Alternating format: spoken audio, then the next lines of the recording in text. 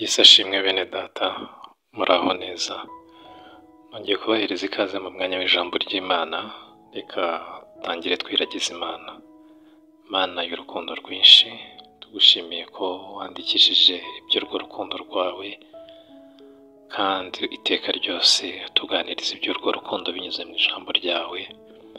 Nyemerera n'ubundi ufungura imitima yacu tubashe kumva icyo dushakaho, kandi duhereze n'imbaraga tubashe gusohoza ubwo bushake bwawe. Tubisabye twizeye mu izina rya Yesu, amen. Uyu ni umunsi wa gatanu tuganira ijambo ry'Imana rifite intego cyangwa se icyifuzo dufite muri iki cyumweru cyose, ni ukuba abakristo badahindurwa n'ibihe. Kuva ku wa mbere twagiye tuganira byinshi bigiye bitandukanye. Kuba twatangiranye ndizera ko twagiye twunguka, ariko reka dukomeze n'uyu munsi tuganira. Uyu munsi turaza gufata nanone urugero rwiza kuri Daniel, niwe tuza kwigiraho. Turasoma ijambo ry'Imana dusanga mu gitabo cy'umuhanuzi Daniel, ibice 5 umurongo wa 14.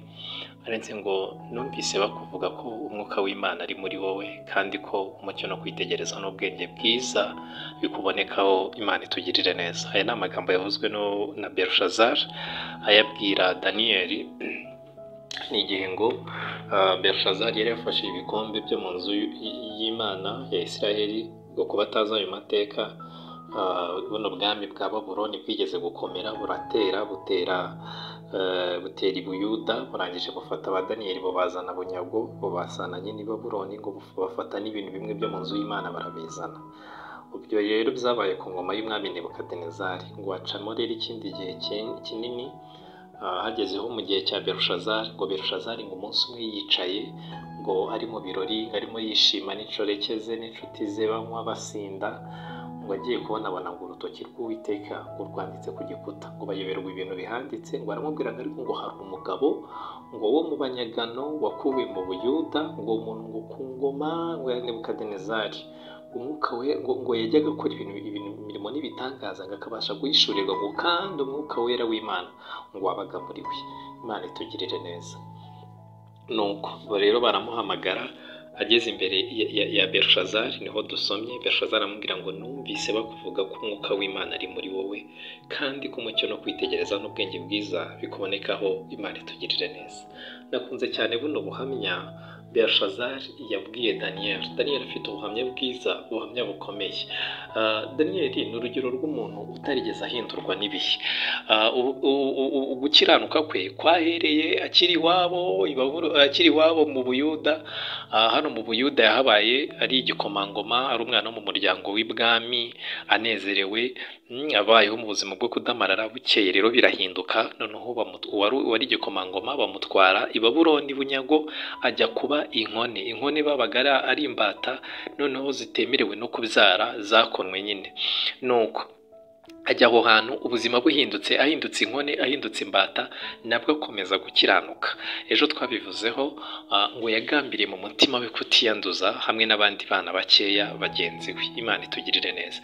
Kuri iyo ngoma ya Nebukadinezari, ngo Imana yajyaga imusanga cyane, ikamukoresha imirimo n'ibitangaza. Imana bitewe n'ibitangaza yagendaga imukoresha, ngo Nebukadinezari aramukunda cyane, arushaho kugenda amuzamura. Ibyo bintu, yaba kuzamuka agakurwa mu cyiciro cyo kuba imbata akajyanwa hejuru, ntabwo byigeze bimuhindura. Tujya tubona abantu baba bakizwaga neza, bagakizwa ari abantu basanzwe, bafite amafaranga aringaniye, batuye ahantu hasanzwe, ariko Imana yabazamura mu ntera gatoya. Yaza icyubahiro Imana yakizamura, Imana yamwicaza imbere y'abantu, Imana yamuhereza gukomerwa amashyi. Iby'ubukristo ukagira ngo nta nubwo abizi, agatangira kwisanisha n'abapagani, mu birori bye agashyiramo ibisindisha, agatangira kwiga kwiyambika ubusa, agatangira kwiga kugira iby'agakungu. Nyamara kera akiri umuntu ucishijwe bugufi, yarakiranukaga cyane. Daniel akubera urugero rwiza, kuko kuzamuka si impamvu yo kugira ngo utakaze Imana. Kandi nawe wahoze hejuru ukamanuka, kumanuka si impamvu yo gutakaza Imana. Ntiwumvishe ko yatangiye ari igikomangoma, bukeye agahinduka inkone. Hariho n'abantu bakizwa kuko bafite ibyo kurya n'imyambaro n'imodoka n'inzu, ariko imodoka yabura, ibyo gukizwa akabifasha hasi, agahinduka umwesikoro, ubukene bwaza agahinduka umwesikoro, agahinduka umujura, iby'ubukristo akabifasha hasi neza neza, akiga kunywa ibisindisha kuko nyine ngo arimo agira ngo yimare stress. Yo mwene data, ntabwo inzoga zimara stress, ntabwo ibiyobyabwenge bimara stress.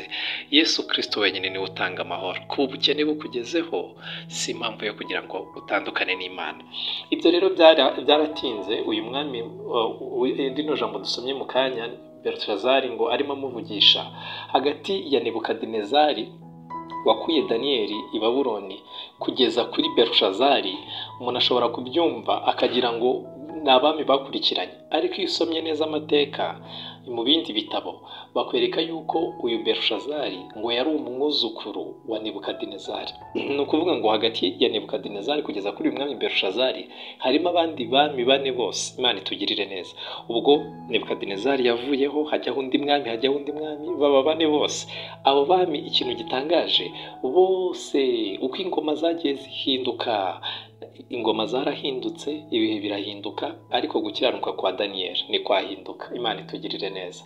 Uzi ko uko nguko ibihe byahindutse, n'icyubahiro cye nacyo cyabaye affected.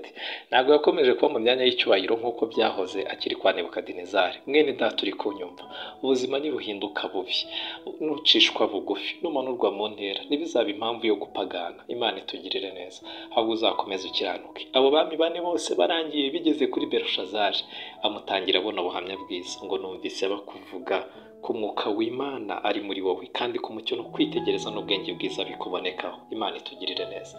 Uyu mwaka ugaragarweho n'umwuka wera w'Imana, umucyo wo gukiranuka kw'Imana ukubonekemo. No mu myaka 5 abantu bazabe bakigutangira ubuhamya, no mu myaka 10 iri imbere abantu bazabe bakigutangira ubuhamya, no mu myaka 50 iri imbere abantu bazabe bakigutangira ubuhamya, tutitaye ku bihe kuntu bizaba byarahindutse. Ahari uzaba waramanuwe mu ntera cyangwa uzaba warazamuwe, ahari uzaba waribagiranye cyangwa waramenyekanye cyane, ibyo ntibizigere biba impamvu yo gutuma utakaza umwimerere wawe. Imana ashitugirije neza. Ndimo rero ngana ku musozo.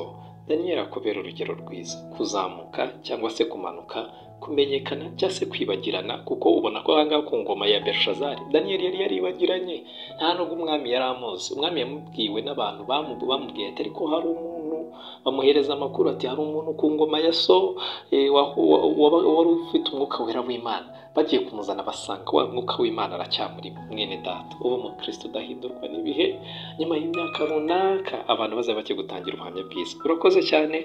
Yesu aguhereza umugisha gusimburana kw'ibihe, uko byaba bimeze kose ibituma uhinduka. Daniyeli akubera urugero rwiza. Urakoze cyane. Yesu aduhana